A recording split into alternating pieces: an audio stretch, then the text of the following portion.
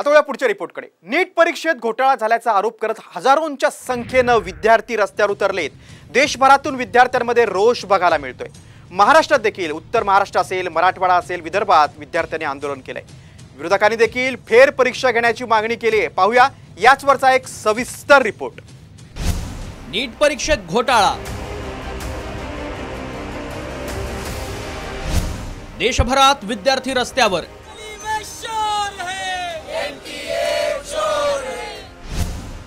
नीटची परीक्षा पुन्हा घेण्याची मागणी। लोकसभा निवडणुकीची रणधुमाळी शांत होत नवीन सरकार स्थापन झालं असतानाच देशभरातून विद्यार्थी मात्र रस्त्यावर उतरलेत। कारण वैद्यकीय प्रवेशासाठी असलेल्या नीट परीक्षेत 1600 विद्यार्थ्यांना पैकीच्या पैकी गुण मिळाल्यानं मोठा घोटाळा झाल्याचा संशय व्यक्त करण्यात येतोय। त्यामुळे ही परीक्षा घेणारी एनटीए वादाच्या भोवऱ्यात सापडली आहे। या घोटाळ्याविरोधात सर्वोच्च न्यायालयात याचिका दाखल करण्यात आली आहे, तर कुठलाही घोटाळा झाला नसल्याचा दावा एनटीएनं केलाय।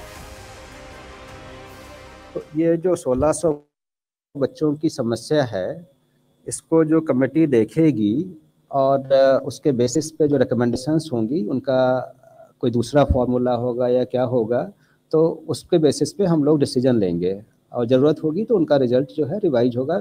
बट कोई भी जो डिसीजन होगा, न तो 23 लाख बच्चों के कोई डिसएडवांटेज उसमें होगा और न वो जो 1600 बच्चे हैं जिनका टाइम लॉस हुआ है उनका भी कोई नुकसान।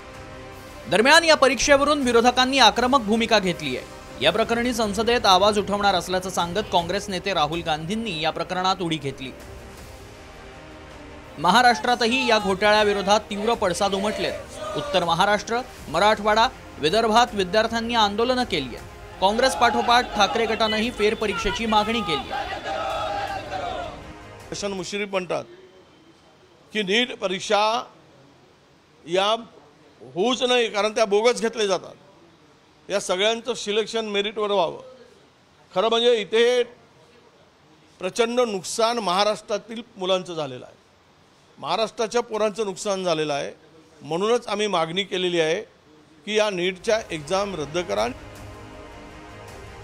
घोटाळ्याचे आरोप काय आणि त्याला एनटीएचं काय उत्तर आहे ते देखील पाहूया। नीटचा कट ऑफ एवढा जास्त कसा? विद्यार्थ्यांनी चांगला परफॉर्मन्स दिल्यानं कट ऑफ वाढला। 720 पैकी 719, 718 मार्क कसे मिळाले?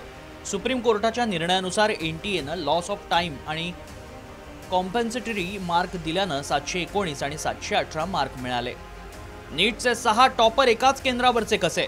फिजिक्सच्या पेपरमध्ये एकाच प्रश्नाचे 2 उत्तर बरोबर होते। विद्यार्थ्यांना ग्रेस मार्क आणि लॉस ऑफ टाइमचे मार्क दिले।